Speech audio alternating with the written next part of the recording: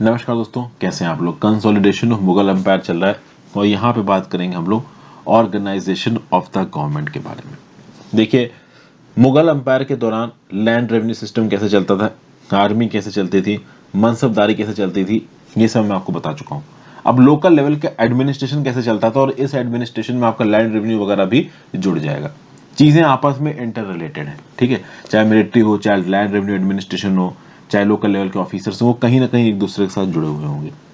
अब पहले जैसे लोकल गवर्नमेंट चलती थी, कुछ कुछ हद तक अकबर के समय पे भी लोकल गवर्नमेंट वैसे ही चल रही थी। जो यूनिट्स ऑफ एडमिनिस्ट्रेशन थे, परगना परगना बहुत सारे विलेजेस से मिलके बनता था, फिर सरकार, ये सब अभी भी एग्जिस्ट कर रही थी। सरकार में कुछ चीफ ऑफिसर्स थे, जैसे कि एक फौजदार था, अमल गुजार था। ये पहले भी था दिल्ली सल्तनत के समय पे, ये अब भी था, शेर शाह सूरी के समय पे भी था। फौजदार का काम क्या था? लॉ एंड ऑर्डर को देखना। अमल गुजार का काम क्या था? लैंड रेवेन्यू का असेसमेंट करना, मतलब कि कितना हमें लैंड रेवेन्यू लेना चाहिए और उसके बाद उसका कलेक्शन करना, ये अमल गुजार का काम था। जो टेरिटरीज थी एम्पायर की, वो बटी थी तीन तरीके की चीजों में, तीन तरीके के डिविजन्स में। एक था जागीर, एक था खालिसा, एक था इनाम। अब इस बात पे ध्यान से रखिएगा, जागीर, खालिसा, इनाम, ठीक है। तीन प्रकार की जमीन थी, तीनों से टैक्स वसूला जाता था, लेकिन टैक्स अलग अलग पर्पसेस के वसूला जाता था। जैसे खालिसा जमीन से जो टैक्स वसूला जाता था, वो सीधे सीधे रॉयल एक्सचेकर के पास जाता था। मतलब सीधे सीधे वो सेंट्रलाइज्ड जो मुगल बादशाह था, उसकी ट्रेजरी में जाता था ये पैसा, जो कहां से वसूला जाता था? खालिसा विलेजेस से। इनाम लैंड्स, तो इनाम लैंड से जो पैसा वसूला जाता था, वो लर्न और रिलीजियस मैन को एलोकेट किया जाता था, रिलीजियस पर्पसेस के लिए इस्तेमाल किया जाता था। तो वो लैंड जिससे इस्तेमाल किया हुआ पैसा, जिससे इकट्ठा हुआ हुआ पैसा रिलीजियस पर्पसेस के लिए इस्तेमाल कर हो, उसको आप इनाम लैंड्स बोलोगे। जो सीधे सीधे रॉयल ट्रेजरी में जा रहा है, उसको आप बोलोगे खालिसा लैंड। और जागीर, जैसा कि मैंने आपको पहले बताया, मुगल के मनसबदारी सिस्टम में नोबल्स को जागीर दी जाती थी, और इस जागीर से नोबल्स क्या करते थे? टैक्स वसूलते थे, और उस टैक्स से वो अपने खर्चे वगैरह, अपने अंदर के घुड़सवारों को, मनसब्स को, जाट्स को तनख्वाह वगैरह देना, ये सब ये नोबल्स करते थे। तो तीन प्रकार की यहाँ पे जमीनें थी। जागीर, जिससे नोबिलिटी के पास पैसा जा रहा है और नोबिलिटी उससे अपना खर्चा वगैरह कर रहा है, मिलिट्री वगैरह मेंटेन कर रहा है। खालिसा, जो सीधे सरकार के पास जा रहा है, मुगल बादशाह की ट्रेजरी में। और इनाम, जो कि रिलीजियस पर्पसेस के लिए इस्तेमाल हो रहा है। अच्छा, इन तीनों ही प्रकार की जमीनों के ऊपर असेसमेंट कर सकता था और सुपरविजन कर सकता था अमल गुजार। अमल गुजार इन तीनों ही तरीके के लैंड, जागीर, खालिसा, इनाम, देख सकता था कि भाई क्या असेसमेंट के लिए रूल्स अपनाए जा रहे हैं, कितना लैंड रेवेन्यू यहाँ पे कलेक्ट हो रहा है, प्रॉपर तरीके से कलेक्शन हो रहा है कि नहीं हो रहा है, नियमों को सही तरीके से इंप्लीमेंट किया जा रहा है कि नहीं किया जा रहा है। समझ गए? तो ये सब चीजें यहाँ पे हुआ करती थी। जागीर, खालिसा, इनाम, तीनों ही जगहों पे अमल गुजार एक जनरल सुपरविजन करता था। ओके। फिर कुछ ऐसी जमीनें थी जो कि सीधे सीधे शहंशाह के अंदर नहीं थी, जैसे कि फॉर एग्जांपल ऑटोनॉमस राजा। बहुत सारे ऐसे राजपूत रजवाड़े थे जिनको सबमिशन के लिए मजबूर तो कर दिया था अकबर ने, बट अकबर उनके इंटरनल अफेयर्स में इंटरफियर नहीं करता था। तो वहां पे जो लैंड रेवेन्यू सिस्टम था, वो जरूरी नहीं अकबर वाला चलता हो, लेकिन अकबर इन राजाओं से कहता था कि मेरा जो लैंड रेवेन्यू सिस्टम है, जो कि मैंने इतनी साइंटिफिक असेसमेंट के बाद बनवाया है, आप इसको इंप्लीमेंट करो, आपके जो कलेक्शंस हैं इससे बढ़ जाएंगे। तो बहुत सारे राजा जो अकबर की कोर्ट में जाके अपनी जी हुजूरी देते थे, सलाम ठोकते थे, उन्होंने अकबर के हिसाब से अपने लैंड रेवेन्यू सिस्टम को बदला। ठीक है भाई। फिर अकबर भाई सेंट्रल और प्रोविंशियल गवर्नमेंट्स के मैनेजमेंट को बहुत ध्यान देता था। He paid great attention to the organisation of central and provincial governments. तो जो सेंट्रल गवर्नमेंट का सिस्टम था अकबर का, it was based on the structure of government which had evolved under the Delhi सल्तनत, but the functions of the various departments were carefully reorganized and meticulous rules and regulations were laid down for the conduct of the affairs. He thus gave a shape to the system and breathed new love into it. तो मतलब कुल मिला के यहाँ पे जो administration चल रहा था, वो काफी कुछ वैसा ही था जैसे दिल्ली सल्तनत के समय पे एग्जिस्ट करता था, बट नियम कानूनों को थोड़ा और होलिस्टिक कर दिया गया था, रूल्स एंड रेगुलेशंस को थोड़ा केयरफुल तरीके से रीऑर्गेनाइज कर दिया गया था। एक अलग ही प्रकार का सिस्टम था, एक अलग ही प्रकार की नई लाइफ यहाँ पे अकबर ने दे दी थी। तो भले ही जो उसका बेसिक ढांचा था वो दिल्ली सल्तनत वाला था, बट ओवरऑल ग्राउंड लेवल पे अकबर ने उसमें बहुत सारे इनोवेशंस किए थे। आगे बढ़ने से पहले वीडियो पे लाइक का बटन दोस्तों, चैनल को शेयर और सब्सक्राइब नहीं किया तो कर दीजिए। इंस्टाग्राम पे फॉलो कर लीजिए, टेलीग्राम ग्रुप ज्वाइन कर लीजिए, दोनों का ही लिंक नीचे डिस्क्रिप्शन बॉक्स में दे रखा है। और हो सके तो ज्वाइन बटन दबा के हेल्प करें, आपके ज्वाइन बटन दबाने से खासा मदद मिलती है, तो please click the join button if possible. ठीक है, आगे चलते हैं। The central Asian and Timurid tradition of having an all powerful वजीर under whom various heads of department function. He was the principal link between ruler and administrator. In the course of time, a separate department, the military department, had come into being. The judiciary have always been separate. Thus, in practice, the concept of an all-powerful wazir has been given up. देखिए, central Asia में जो भी umpires हुआ करते थे, और जो Timur का अंपायर था, जो मंगोल शासक था, इनके समय पे क्या होता था कि शहनशाह सबसे ऊपर और शहनशाह के नीचे एक वजीर होता था। वो वजीर शहनशाह के बाद बहुत ज्यादा ताकतवर होता था। हर कोई वजीर को रिपोर्ट करता था, वजीर शहनशाह को रिपोर्ट करता था। तो अगर एक समय पे मान लो शहनशाह नहीं है, तो वजीर ऑल पावरफुल हो जाएगा, उसकी ताकत को चैलेंज करने वाला कोई भी वहां पे नहीं होगा। तो excessive amount of centralisation of power was there under one person, और वो था वजीर। अकबर को ये पसंद नहीं आया। अकबर ने धीरे धीरे जब अपने एडमिनिस्ट्रेशन को ऑर्गेनाइज किया, ग्रेजुअली उसका एडमिनिस्ट्रेशन इवॉल्व हुआ, तो ये जो सिंगुलर पोस्ट वजीर की जो इतनी ताकतवर हो गई थी ना, इसकी ताकत कम हुई। क्योंकि अकबर ने मिलिट्री का एक अलग डिपार्टमेंट बनाया, जुडिशरी का पहले से एक अलग डिपार्टमेंट था जिसमें काजी बैठता था। यह अलग बात है कि अकबर के शुरुआती रेन में जब बैरम खान था, बैरम खान आप कह सकते हो कि वकील की कैपेसिटी में काम कर रहा था। He was an all powerful वजीर। भले ही शहनशाह अकबर था, बट अकबर के नीचे एडमिनिस्ट्रेशन किसके हाथ में था? बैरम खान के हाथ में था। तो शुरुआती फेज ऑफ अकबर रूल, वहां पे हम देख सकते हैं कि भाई बैरम खान गद्दी पर बैठा था और ही वॉज वेरी पावरफुल वजीर। लेकिन बाद में जब अकबर गद्दी पर बैठेगा तो मिलिट्री डिपार्टमेंट का हेड अलग, जुडिशरी का हेड काजी अलग, तो अलग अलग हेड्स यहाँ पे बनेंगे। रेवेन्यू डिपार्टमेंट का हेड अलग। तो क्या होगा? डिवीजन ऑफ पावर्स हो जाएगा। यहाँ पे अलग अलग डिपार्टमेंट्स के अलग अलग हेड्स होंगे, कोई एक पर्टिकुलर इंडिविजुअल ऑल पावरफुल यहाँ पे नहीं होगा। अभी जो वकील की पोस्ट थी जिसके ऊपर पहले बैरम खान बैठता था, ये पोस्ट एबॉलिश नहीं की गई थी, लेकिन अब ये पोस्ट केवल डेकोरेटिव रह गई थी। ये उतनी ताकतवर नहीं थी जितनी ताकतवर तब हुआ करती थी जब इस पोस्ट के ऊपर बैरम खान बैठता था। तो वकील was powerful but not as powerful as it was when Bairam Khan was the ruler. मतलब डी फैक्टो रूलर, अकबर के नीचे वो वकील की पोस्ट पे बैठा था। लेकिन अब मिलिट्री अलग, रेवेन्यू अलग, जुडिशरी अलग, ओवरऑल सबके पास डिवीजन ऑफ पावर हो रहा है। सब लोग अपना छोटा मोटा रोल एडमिनिस्ट्रेशन में प्ले कर रहे हैं। रेवेन्यू डिपार्टमेंट के हेड को यहाँ पे बोला गया वजीर। अब रेवेन्यू डिपार्टमेंट का हेड यहाँ पे क्या कहा जा रहा था? उसको वजीर कहा जा रहा था। ओके, अकबर के अंदर वजीर को नॉर्मल कर केसेस में हाई मनसब दिया गया। ओके, लेकिन बहुत सारे और ऐसे नॉबल्स थे जिनके पास वजीर से भी ज्यादा हाई मनसब था। तो रेवेन्यू डिपार्टमेंट का हेड यहाँ पे होगा आपका वजीर। ओके, और समझिए अब उसकी वो औकात नहीं जितनी पहले वजीरों की औकात हुआ करती थी। जो कि देखिए, रेवेन्यू मैटर से रिलेटेड जाके एडवाइजेस कौन देगा? मुगल बादशाह को वजीर देगा। मिलिट्री डिपार्टमेंट का हेड अलग एडवाइस दे रहा है, जुडिशरी अपना अलग काम कर रही है। समझ में? वजीर को यहां पे अकबर ने एक और शब्द से बुलाया, दीवान या दीवाने आला। ठीक है ना? तो दीवान थोड़ा रेवेन्यू के साथ एसोसिएट होता है, तो रेवेन्यू डिपार्टमेंट का हेड था, तो दीवाने आला या दीवान यहां पे अकबर ने इसको बुलाना शुरू किया। ठीक है, sometimes several persons were asked to discharge the duty of diwan jointly. कभी कभी एक दीवान नहीं हो सकता, 3-4 लोगों को साइमल्टेनियसली यहाँ पे दीवान बना रखा हो। और ये दीवानों का काम क्या था? वजीर का काम क्या था? इनकम और एक्सपेंडिचर के अकाउंट्स को देखना with respect to khalisa, jagir and inam lands. तो वजीर की अलग पोस्ट होगी। इस वजीर को दीवान या दीवाने आला भी बोला। रेवेन्यू की चीजें ये देखा करता था। दूसरा आता है यहाँ पे head of the military department, जिसको बोला जाता था मीर बख्शी। ठीक है, तो ये जो मीर बख्शी था ये मिलिट्री डिपार्टमेंट का हेड था, और नोबिलिटी को लीड करता था मीर बख्शी। आप समझिए, यहाँ पे वजीर यहाँ पे नोबिलिटी को लीड नहीं कर रहा है। पहले के समय पे जो वजीर या वकील था बैरम खान के समय पे, पूरी की पूरी नोबिलिटीज वकील या वजीर को रिपोर्ट करती थी। लेकिन अब वजीर रेवेन्यू डिपार्टमेंट का हेड था, और रेवेन्यू डिपार्टमेंट के हेड को यहाँ पे नोबिलिटी रिपोर्ट नहीं करेगी, नोबिलिटी रिपोर्ट करेगी मिलिट्री डिपार्टमेंट के हेड को, जो कि था मीर बख्शी। तो Mir Bakhshi was the reporting authority of all nobility. तो नोबिलिटी अपनी प्रॉब्लम्स और जो भी अपने अकाउंट्स वगैरह हैं वो जाके पहले मीर बख्शी को देंगे, मीर बख्शी यहाँ पे बादशाह को बताएगा। ठीक है, फिर अगर किसी का मनसब बढ़ाना है, 1000 मनसब को 2000 करना है, 2000 को 3000 करना है, 5000 को 7000 करना है, तो प्रमोशंस के लिए पहले रिकमेंडेशन आती थी मीर बख्शी की तरफ से, और मीर बख्शी जो रिकमेंडेशन देता था उसके बेसिस पे एम्परर यहाँ पे एक्ट करता था। ठीक है, एक बार अगर एम्परर ने मीर बख्शी की बात मान ली तो उस केस में फिर ये जो आपका दीवान था जो कि रेवेन्यू अकाउंट्स देखता था, वो फिर पैसा रिलीज करेगा to that noble according to the instructions of the king. तो यहाँ पे एक पोस्ट आपको वजीर की दिख रही है जिसको आप दो लोग दीवाने आला, और दूसरी आपको दिख रही है मीर बख्शी की, और ये दोनों ही अच्छे खासे ताकतवर थे। Mir Bakhshi was also the head of intelligence and information agencies of the, जैसे आज के समय पे रॉ, सीबीआई, डीआरआई, एनआईए है ना, उस समय पे भी इस समय इस तरीके की इंटेलिजेंस एजेंसीज काम करती थी मुगलों के अंदर पे।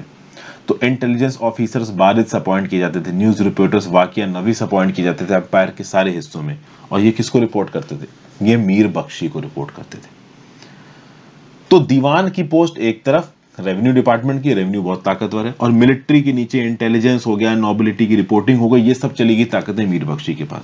तो मीर बख्शी एक सेंटर ऑफ पावर बन गया, दीवान एक सेंटर ऑफ पावर बन गया, और ये दोनों सेंटर ऑफ पावर से एक दूसरे को चेक करते थे। अगर ऊपर शहनशाह बैठा है, उसके नीचे एक सेंटर ऑफ पावर है, तो ये एक सेंटर ऑफ पावर सीधे सीधे शहनशाह को रिपोर्ट करेगा, ये जरूर से ज्यादा ताकतवर हो सकता है। लेकिन शहनशाह के नीचे दो सेंटर ऑफ पावर्स हैं, तो ये दो सेंटर ऑफ पावर्स एक दूसरे के अगेंस्ट चेक्स एंड बैलेंसेस की तरह काम करेंगे। एक पर्टिकुलर इंडिविजुअल इस कंडीशन में जरूर से ज्यादा ताकतवर नहीं हो सकता, और ये बहुत जरूरी होता है एफिशिएंसी फॉर एडमिनिस्ट्रेशन के लिए। ठीक है भाई, दे चेक टीचर था। फिर आगे बात कीजिए, the third most important officer was Mir Saman. इन दोनों ऑफिसर्स के पास एक तीसरा जो सबसे इंपॉर्टेंट ऑफिसर था, Mir Saman. He was in charge of imperial household including the supply of all provisions and articles for the use of the inmates of the harem और the female apartments. तो हरम और फीमेल अपार्टमेंट्स को देखने के लिए, overall imperial house hold तक सारी सामान वगैरह पहुंचाने के लिए जो डिपार्टमेंट था उसको लीड करता था एक इंडिविजुअल जिसका नाम था मीर सावन। ये जो मीर सावन था, ये जो आर्टिकल्स थे, ये मीर सावन के सुपरविजन के अंदर बनवाए जाते थे, और इसके लिए प्रॉपर वर्कशॉप्स थी जिनको आप बोलते थे रॉयल वर्कशॉप्स, कारखाना। आज की डेट में फैक्ट्रीज और इंडस्ट्रीज वगैरह के लिए कारखाना नाम का शब्द इस्तेमाल किया जाता है। तो उस समय पे कारखाना बोला जाता था इन रॉयल वर्कशॉप्स को। इन रॉयल वर्कशॉप्स में रॉयल्टी के लिए चीजें वगैरह बनवाई जाती थी। और ये जो मीर सामन था, ये भी बहुत इंपॉर्टेंट ऑफिस था। मीर सामन और इसके अंदर जो काम करने वाले और आला अफसर थे, यहाँ पे उन्हीं लोगों को अपॉइंट किया जाता था जिनके ऊपर एम्परर का आंख बंद करके भरोसा था। चूंकि शाही घराने में इस्तेमाल होने वाली सारी चीजें ओवरऑल इनके कंट्रोल के अंदर ही थी। कोर्ट में एटिकेट का मेंटेनेंस, रॉयल बॉडीगार्ड की देखरेख, ये सब मीर सामन के अंदर हुआ करता था। तो Mir Saman was also a very important post. ठीक है, उसके बाद मीर सामन के बाद चौथे नंबर पे जो सबसे इंपॉर्टेंट ऑफिस आता था वो था भाई जुडिशियल डिपार्टमेंट। और जुडिशियल डिपार्टमेंट का हेड कौन था? चीफ काजी। ठीक है, this post was sometimes combined with that of chief sadr who was responsible for all charitable and religious endowments. तो धर्म के रिस्पेक्ट से जो भी पैसा जाता था, चैरिटी में जो भी पैसा जाता था, उसके लिए रिस्पांसिबल ऑफिसर था चीफ सदर। कभी कभी ये चीफ सदर का ऑफिसर भी जुडिशियल डिपार्टमेंट के अंदर आ जाता था, इसकी कमांड भी काजी के हाथ में चली जाती थी। और काजी के हाथ में भी अच्छी खासी पावर और पैट्रनेज होती थी। क्योंकि भाई जुडिशरी, अब आज की डेट में आप समझ लीजिए सुप्रीम कोर्ट हाई कोर्ट के पास कितनी ताकत है। हालांकि आज का सुप्रीम कोर्ट हाई कोर्ट बहुत ताकतवर है, उस समय पर Akbar was the biggest authority और जुडिशरी भी अकबर के नीचे थी। बट फिर भी ओवरऑल अकबर जैसा चाहता था जुडिशरी उस प्रकार से काम करे, इसके लिए काजी की पोस्ट पे किसी ईमानदार आदमी का बैठना बहुत जरूरी था। और अनफॉर्चुनेटली ये जो काजी की पोस्ट थी, जुडिशियल डिपार्टमेंट था, ये करप्शन में इसका नाम आया। ओवरऑल इस डिपार्टमेंट की काफी बुराई हुई, मट्टी पलित हुई, क्योंकि अकबर का जो चीफ काजी था अब्दुल नाबी नाम का, ये काफी करप्ट था, इसने काफी घपले भी किए हैं इस ऑफिस में। ओके, फिर आप देखोगे कि अलग अलग प्रकार के जो भी ग्रांट्स, जो भी पैसों वगैरह का अलॉटमेंट होता था, अकबर ने इन सब चीजों को देखते हुए इनाम लैंड्स को एक अलग कैटेगरी में रखा और जागीर और खालिसा लैंड्स को एक अलग कैटेगरी में रखा, और अपने अंपायर को 6 सर्कल्स में बांट दिया ऑफ ग्रांट ऑफ इनाम लैंड्स एंड देयर एडमिनिस्ट्रेशन। तो भाई देखिए, इनाम लैंड्स की ग्रांट के लिए और उनके एडमिनिस्ट्रेशन के लिए अपने पूरे अंपायर को अकबर ने 6 सर्कल्स में बांटा है। ये इनाम ग्रांट्स वही हैं जो रिलीजन के पर्सपेक्टिव से दिए जाते थे। तो इनाम ग्रांट्स को जो 6 सर्कल में बांटा, इसके ऑब्जेक्टिव क्या थे? तो यहाँ पे 2 ऑब्जेक्टिव बताए जा रहे हैं। पहला, Akbar made it a deliberate part of his policy to grant inam land to all persons irrespective of their religious faith and beliefs. Sanads of grant to various Hindu maths made by Akbar are still preserved. तो inam lands के through जो भी पैसा है वो religious purposes के लिए जाता है। और अकबर एक मुस्लिम किंग था, तो क्या समझा जाएगा अमूमन कि सिर्फ मुस्लिम रिलीजियस पर्पसेस के लिए पैसा जाता होगा, लेकिन ऐसा नहीं था। अकबर इनाम के अंदर ओवरऑल हिंदू धर्म से रिलेटेड रिलीजियस पर्पसेस के लिए भी पैसा भेजता था। बहुत सारे हिंदू मठों को इस इनाम लैंड की जो रिलीजियस एलोकेशन थे इसके थ्रू पैसे जाने के हमारे पास साक्ष्य अवेलेबल है। उसके बाद Akbar made it a rule that half of the inam land should be consist of cultivable waste land, thus the inam holders were extended to encourage cultivation. जैसा कि मैंने आपको बताया था, ओवरऑल लैंड को 3 भागों में बांटा गया था, जागीर, खालिसा और इनाम। सबसे जो फर्टाइल जमीन थी वो थी भाई खालिसा की, जो कि उसका पैसा सीधे सीधे मुगल बादशाह की ट्रेजरी में जाता था। और यहाँ पे अकबर ने इंश्योर किया कि इनाम लैंड के अंदर जो आधी जमीन हो वो कल्टीवेबल वेस्ट लैंड हो, मतलब वो जमीन बंजर पड़ी है लेकिन उसके ऊपर कल्टीवेशन किया जा सकता है। तो कल्टीवेबल वेस्ट लैंड अगर आप इनाम के अंदर एलोकेट करोगे तो जो भी उस इनाम के होल्डर्स होंगे ओवरऑल उस लैंड के ऊपर पैसा वसूल करने के लिए रिस्पॉन्सिबल होंगे, वो एक बात को इंश्योर करेंगे कि इस कल्टीवेबल वेस्ट लैंड पे एग्रीकल्चर एक्सटेंड किया जाए, क्रॉप को उगाया जाए ताकि इससे कुछ फ्रूटफुल चीजें निकले, कुछ पैसा निकले। तो इसके थ्रू अकबर ने 2 पर्पसेस किए। एक तो इनाम लैंड के अंदर कल्टीवेबल वेस्ट लैंड को लाके कल्टीवेबल वेस्ट लैंड की प्रोडक्टिविटी बढ़वाई, उसको यूज में लेके आया। साथ साथ अलग अलग रिलीजन्स को यहाँ पे इक्विटेबल तरीके से पैसा देके अकबर के रूल के प्रति एक्सेप्टेबिलिटी भी यहाँ पे अकबर ने बढ़ाई। फिर नेक्स्ट देखा जाए, अकबर ने अपने आप को और अपने मिनिस्टर्स को अपने लोगों के लिए एक्सेसिबल किया। अकबर ने अपने पूरे दिन के समय को डिवाइड किया। एक झरोखा लगता था अकबर का, जहां पे सब लोग शहनशाह की ग्लिम्स लेने के लिए आते थे। बहुत सारे लोग सुबह के समय पे शहनशाह की ग्लिम्स लेने के लिए इकट्ठा होते थे। बहुत सारी पेटिशंस, कुछ दरखास्त मुगल बादशाह के सामने लेके आते थे। ओके, और ये जो पेटिशंस थी, कभी कभी ओपन दरबार हो रहा है तो इनकी इंपॉर्टेंस के हिसाब से सीधे सीधे अकबर बादशाह के सामने पिटीशंस पहुंचती थी और अकबर बादशाह यहाँ पे इनका रेजोल्यूशन करता था। तो सुबह से लेकर मिड डे तक, दोपहर तक ओवरऑल ये झरोखा दर्शन चलता था, जहाँ पे अकबर सीधे सीधे लोगों के साथ मिलके उनकी प्रॉब्लम्स को सॉल्व करने के लिए कोशिश करता था। और अकबर अकेले ऐसा नहीं करता था, अकबर के साथ पूरी की पूरी एक मिनिस्टर की टीम थी जो कि यहाँ पे मिलकर अकबर की मदद करती थी लोगों की प्रॉब्लम को सॉर्ट आउट करने में। एक बार जब झरोखा मिड डे में खत्म हो जाता था तो फिर अकबर अपने अपार्टमेंट्स में चला जाता था, वहां पे खाना पीना खाया, थोड़ा रेस्ट किया बादशाह ने। ठीक है, फिर मिनिस्टर्स के साथ भी यहाँ पे टाइम स्पेंड करना है। मिनिस्टर्स को अलग अलग डिपार्टमेंट्स का पोर्टफोलियो का चार्ज दे रखा है। तो भाई मीर बख्शी क्या कर रहा है, आपका दीवाने आम क्या कर रहा है, काजी यहाँ पे क्या कर रहा है, मीर सामन यहाँ पे क्या कर रहा है, इसको चेक भी तो करना है। तो मिनिस्टर्स के साथ कॉन्फिडेंशियल कंसल्टेशंस राज्य को चलाने के लिए बहुत ज़्यादा ज़रूरी थे। तो इसके लिए मिनिस्टर्स को अलग से यहाँ पे टाइम एलोकेट किया गया था। ओके, और इसके लिए मिनिस्टर्स को जिस चैम्बर में बुलाया जाता था उस चैम्बर का नाम है बेदिंग अपार्टमेंट ऑफ अकबर, गुसल खाना। आज की डेट में गुसल खाना को टॉयलेट के साथ कंपेयर किया जाता है, बट एक्चुअली में अकबर जहाँ पे नहाता था, जो उसका बादिंग चैम्बर था, जहाँ पे बड़े से टब में गुलाब के पानी के अंदर अकबर बैठे हुए हैं और मिनिस्टर्स को बुला लिया और उसके साथ बात कर रहे हैं, तो नहाते नहाते अपने समय का इस्तेमाल कर रहे हैं। तो यहाँ पे गुसल खाना में मीटिंग हुआ करती थी, ठीक है ना। इस प्राइवेट कंसल्टेशन चैम्बर को गुसल खाना बोला गया। आज की डेट में गुसल खाना किसे बोला जाता है ये आपको पता ही है। अकबर ने प्रॉपर एडमिनिस्ट्रेशन के लिए अपने पूरे के पूरे अंपायर को 12 सूबा में बांटा, प्रोविंसेस कह सकते हो आप इनको। 1580 में कौन कौन सी थी प्रोविंसेस? बंगाल, बिहार, इलाहाबाद, अवध, आगरा, दिल्ली, लाहौर, मुल्तान, काबुल, अजमेर, मालवा और गुजरात। हर प्रोविंस में एक गवर्नर अपॉइंट किया गया जिसको आप सूबेदार भी बोलते हो। एक दीवान अपॉइंट किया गया जो ऑब्वियस सी बात है वहां के रेवेन्यू अकाउंट्स को देखेगा। एक बख्शी अपॉइंट किया गया जो कि वहां पे मिलिट्री, आप कह सकते हो, ये अफेयर्स को देखेगा। एक सदर अपॉइंट किया गया जो कि रिलीजियस और चैरिटेबल एंडोमेंट्स को देखेगा। एक काजी अपॉइंट किया गया जो कि जुडिशरी की चीजों को देखेगा। वाकिया नकवीज यहाँ पे अपॉइंट किए गए प्रोविंसेस में। तो याद रखिएगा, दीवान, बख्शी, सदर, काजी ये सब क्या करते थे।